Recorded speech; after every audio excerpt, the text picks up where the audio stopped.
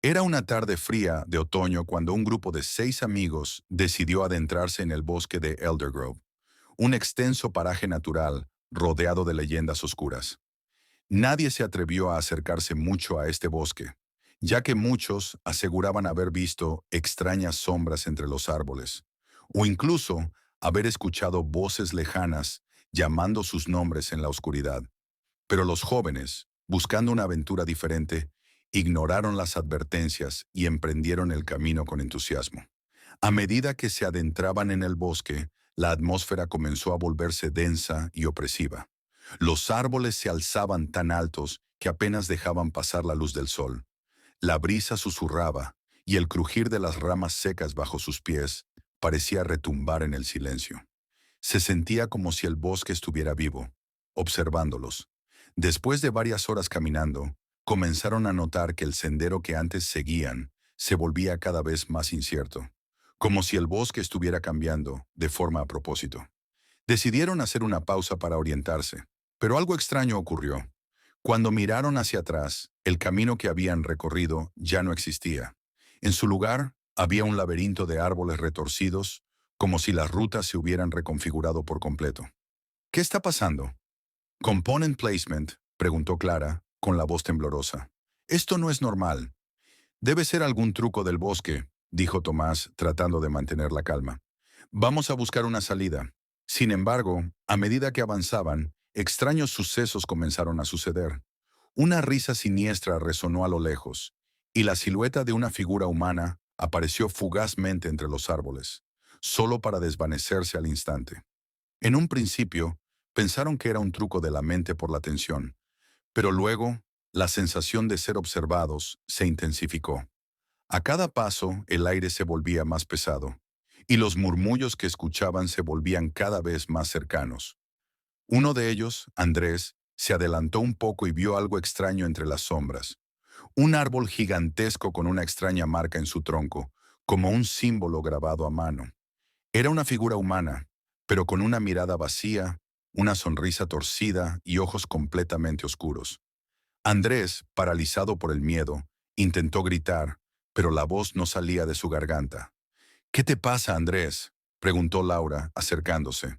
Pero cuando giró para mirarlo, él ya no estaba allí. Desapareció como si se lo hubiera tragado la tierra. El grupo comenzó a entrar en pánico. Gritaron su nombre, pero el eco de sus voces les respondió con más risas macabras y sonidos de pasos que no provenían de ellos. Una sombra oscura se movía entre los árboles, siempre al alcance, siempre vigilante. De repente comenzaron a aparecer más figuras entre las sombras, espectros con rostros deformados y ojos vacíos, como si fueran almas atrapadas en el bosque. Los amigos intentaron correr, pero sus pies se sentían pesados, como si el suelo mismo los retuviera. En su desesperación, Clara miró hacia atrás y vio cómo una de las figuras se acercaba a ella lentamente, con una sonrisa siniestra que parecía más una mueca de sufrimiento eterno. «¡No corras! ¡No te detengas!», gritó Laura, pero era demasiado tarde. Clara fue arrastrada por una fuerza invisible, desapareciendo en la oscuridad del bosque.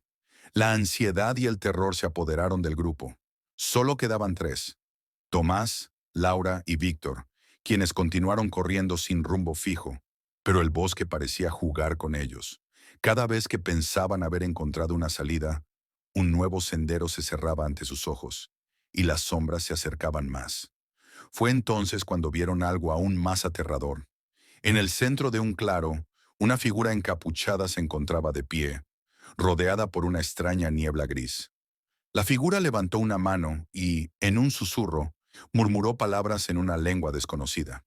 El suelo bajo sus pies comenzó a temblar, y árboles se agitaron violentamente, como si el bosque entero estuviera respondiendo a su invocación.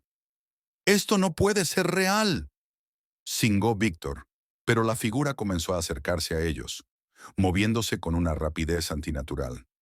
Los amigos, paralizados por el miedo, vieron cómo las sombras que antes los acechaban se unían alrededor de la figura, formando una espiral de oscuridad que los envolvía.